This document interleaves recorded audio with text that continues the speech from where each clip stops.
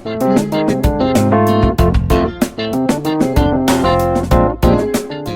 I'm Glenn Angeles. You can call me Glenn.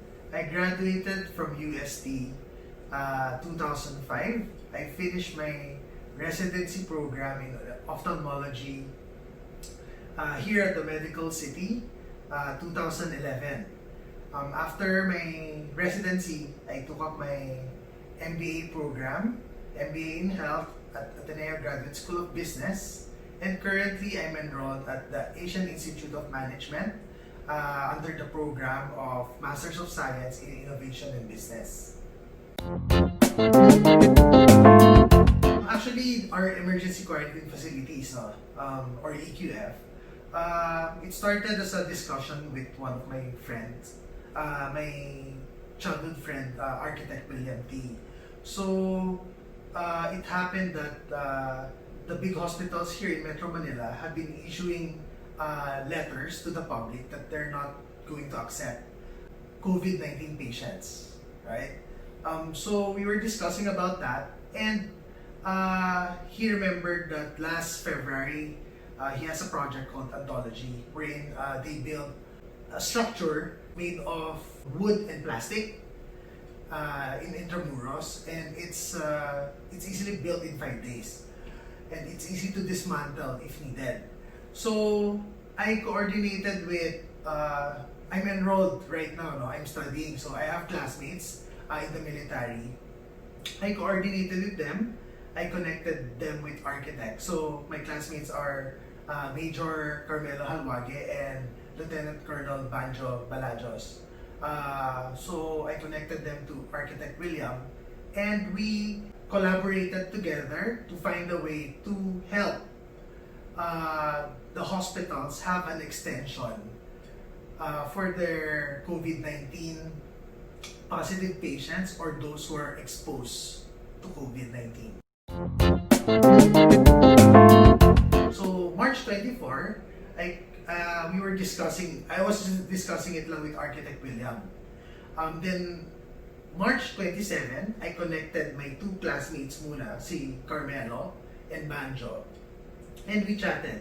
And we brainstormed on the idea of having a facility to be able to augment the lack of rooms that hospitals are having. Me, I handle the safety or health setup of the facilities. Major Carmelo Halwage and Lieutenant Colonel Banjo is connected to the military. They coordinate with logistics. So, and there's Mr. Prim Paipon, he's the executive director of the AIM Dado Banato Incubator, and Engineer Dan Kiawit, also a classmate. So they're the ones who coordinates with our donors, who writes letters to our donors, who ask for donations from other private entities or companies. We partnered up with the Philippine Armed Forces for this. So the Philippine Armed Forces have been very, very helpful about this.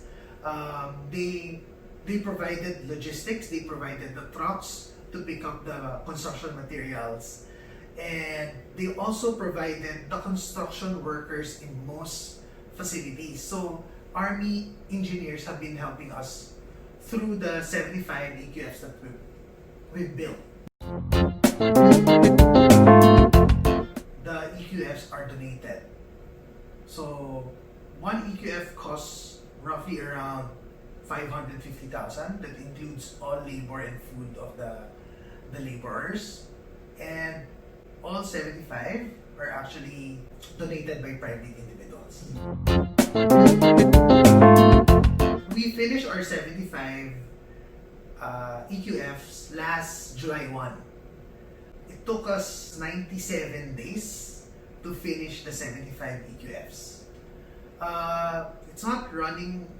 We stopped. The total for the 75 EQFs is around 1,000 beds. We have the biggest in Camp Crame, no? It's around 120 beds. Moving forward, we didn't continue this because it's just a temporary or a stopgap for for the lack of hospitals. So we realized that the LGUs have been building their own facilities. So we stopped the construction on our part. But the structure or the design of the EQF, we made it to be an open source so other people can use that. In Cebu, some of the architects there or engineers are using that. In Camarines Sur, I think they built like 9 facilities using our template, and I think it's also being used in Singapore as one of the templates for their own facilities. It's more on how the distancing or the setup will be based on the circulars that were released by DOH for building the temporary quarantine facilities. And definitely, it's more na collaboration talaga eh. It's a collaboration because the EQFs, when it's finished, we're not the ones who will manage the EQFs. It's more on the LGUs or the hospitals who receive the EQFs. Actually, it's fun. I would say it's a humbling experience to be working with other people from different, not doctors like us. I mean, architects, the engineers, the military. It's humbling. You'll see that everything's doing their best to be able to build these facilities for other people. Hopefully, it made the mark on helping the COVID pandemic here in the Philippines or in Metro Manila. I think it's really important to collaborate with other people. There are some things that a doctor cannot do that other people can. For example, other young ophthalmologists have something in mind to help other people with regards like ways to reach out to the underserved areas. Probably you can collaborate with an app developer, an industrial designer to build products or instruments to be able to reach the underserved.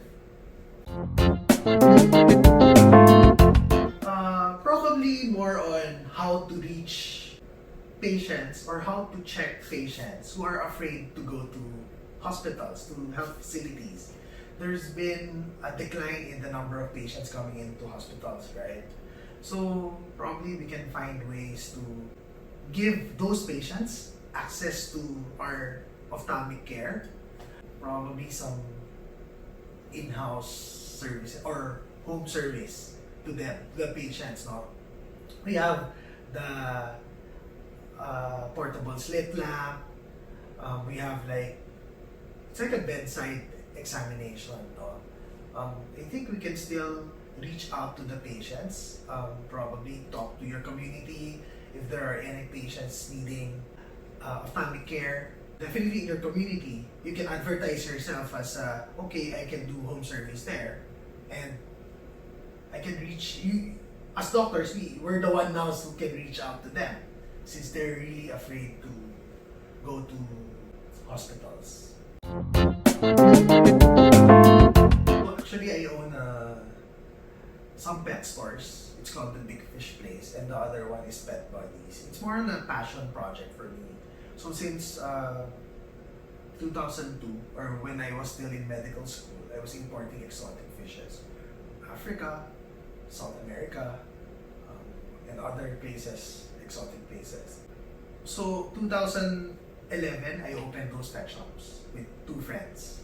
Through that, I got some connections or through who has the same hobby as me. So actually, some of them became really good friends. Those friends also have helped with the funding of those EQFs. Those networks, no. It's earning, yes, it's earning, but it's more on a passion. If you can earn from that passion, that's better, right?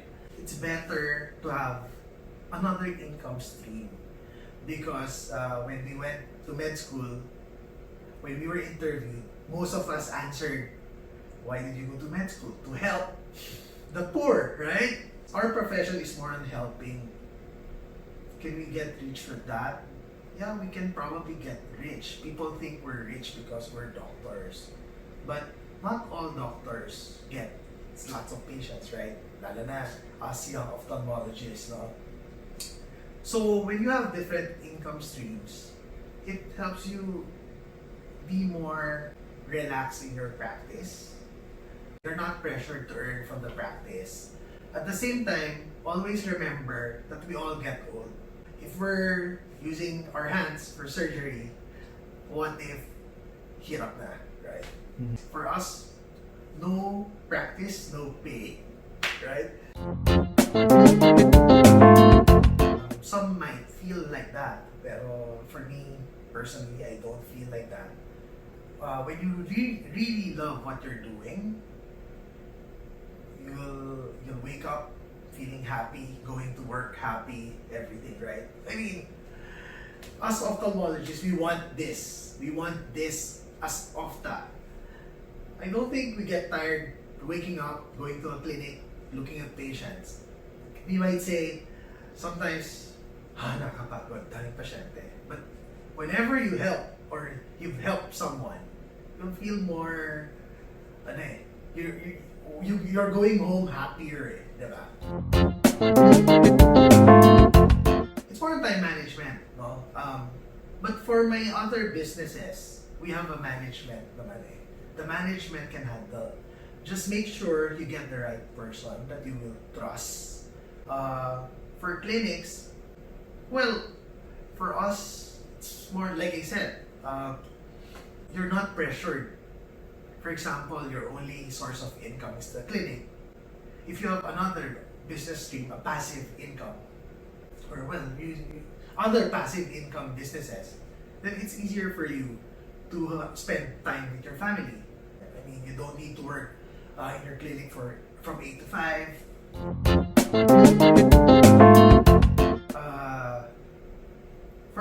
For young ophthalmologists, for example, when I started my practice, when I graduated 2011, it's quite difficult. I went to Laguna to practice, to try and find new places wherein there are less ophthalmologists. No?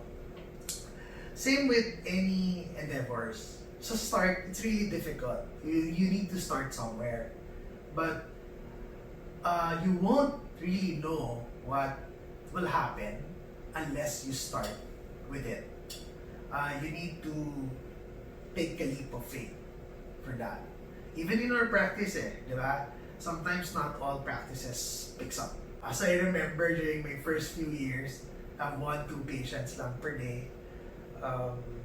But then, since I have another income stream, I'm not that pressured. Even if I don't have patients, okay lang. So start, you really need to take a leap of faith. For example, you have an idea, make sure you find the right partners for that project. Because finding the right partners is very, very important. It's something like marriage. So you need, in business, I think it's like marriage, you need to find the right partners that will help you to reach your goals naman. I have lots of ideas in mind, but if I don't find someone who can handle it together with me, it's more difficult for me to start that project. But for some, you need to compromise. You really need to give up something to start something, right? Before I started my schooling in AIM, I actually resigned from my position in Health Hub Clinic. It's another project of mine with my MBA classmates. I was the finance officer there. I told them that I need to resign for now because I'm going to school. I'm going back to school and I cannot handle too many things. You're just going to burn yourself out. Probably for young ophthalmologists, if they have something in mind, they can attend the the, the seminars about other industries that they're. For example, you want to go into app development. Probably you can attend a webinar, meet people there who has the skills or something. Then you can connect with them. You can collaborate with them. No? Now it's not about competition. It's more on collaboration. For collaboration, it's like there are different minds thinking together to achieve a certain goal. So that goal, if it's your passion or something, then that will help you guys.